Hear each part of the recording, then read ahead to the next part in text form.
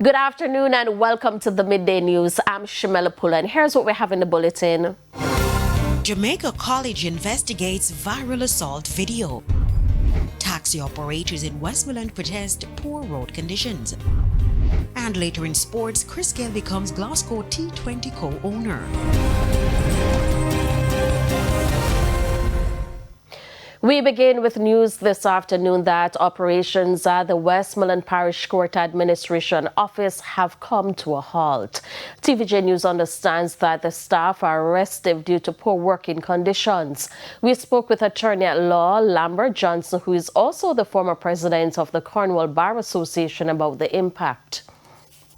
Hurricane Melissa, they have been working, if you look in those containers.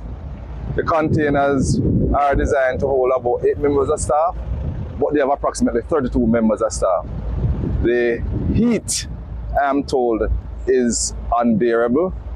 There are insects, mosquitoes, flies, and there are rodents.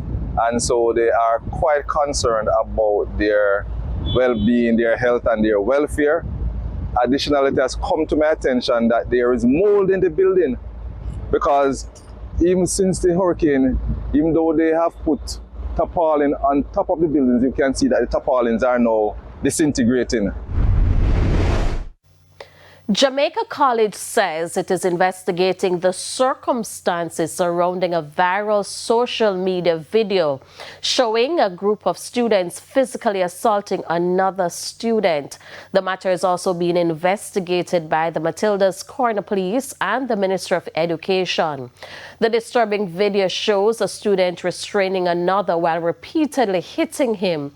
It appeared the altercation stemmed from a dispute over money. In a statement, Parliamentary Secretary in the Ministry of Education, Senator Marlon Morgan, expressed concern.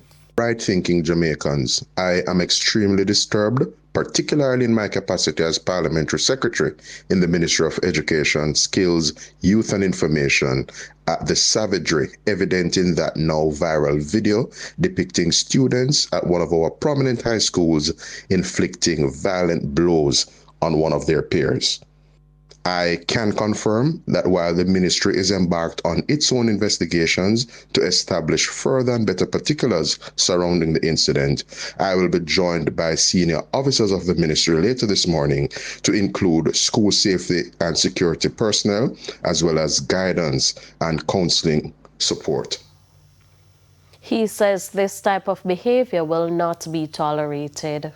It must be understood that our schools are to function as safe and empowering spaces, conducive to the learning needs and the development of all students. We have a zero-tolerance policy regarding violence and bullying at our schools, and we will impress that upon the student body and implore students, teachers, parents, and other stakeholders in education to use appropriate channels to resolve conflicts and disputes and not take matters into their own hands. Member of Parliament for East Central St. James, Ed Bartlett, is being taken to task for what residents say is neglect of the road. They have blocked Hopeton Road, a key thoroughfare linking several communities. The people contend that the condition has deteriorated over time, made worse by the passing of Hurricane Melissa. They also complain that although they have voiced their frustration to the political representative, nothing has been done. Mr. Bartlett said and he do here, but they were supposed to come back and did not come back. But what is my problem and my concern is that this is a bypass for all the cars from Maroon Town, Kensington, even St. Elizabeth. I look at the state of the road going down. From a barn out of my mother and live here, so that the water we don't have. When we want water, we have to traverse, go down to the river down there, so named Gutters. Or we have to buy water from the truck for 10,000, 6,500. We need our MP or somebody to come assist us. And it's a disgrace. I'm 66 years old and I've been living here and there's no water in the area from I was born until now. There's no road. The road has deteriorated. I've spoken to the MP. He promised to do something and up to now nothing is done. We are fed up, we are tired. If you look in the distance, you will see the children, they can't go to school. Children are here, they can't go to Granville because the road is back. The people are fed up, they are fed up. Council of the Mount Division, Yuval Graham, says work has started on the road, but there have been challenges rather. Have destroyed many roads, including this road. However, I put plans in place to fix this road. I have communicated to the residents, even some of the bus drivers, that I would have started the first week in April. Then we have some unexpected rainfalls. And I tell him that I'm not going to asphalt the road in the rain because resources are scarce these days. So right after this climate change, I'll start. And we actually plan to start this morning. Taxi operators in Westmoreland withdrew their services on Monday to protest poor road conditions. The taxi drivers who ply the Savannah-Lamar route to White House and Savannah-Lamar to Darlington routes parked their vehicles along the Smithfield Main Road, which has potholes. This is the second protest in a week. This man in a jeopardy. Put it on him in a jeopardy. Ambulance in a jeopardy. Because if a bad road there, how them are going to run down criminal? If your house is burned down. No, I know that alone. Fire truck. Fire everything. If your house is burned down, how them reach? Tell me how them are going to do it. How them are going to do it. So they be back way. We don't want that there, so. They come with record. They want to take up this car. The other day, we say we will demonstrate, and them sham we and put look asphalt up there so and up there so. Yeah? And after several weeks, we can't see the rest of it being done. And the traffic still piling up. Now today, we're having a peaceful demonstration. We're just parking and just letting them know that we have a problem with this road.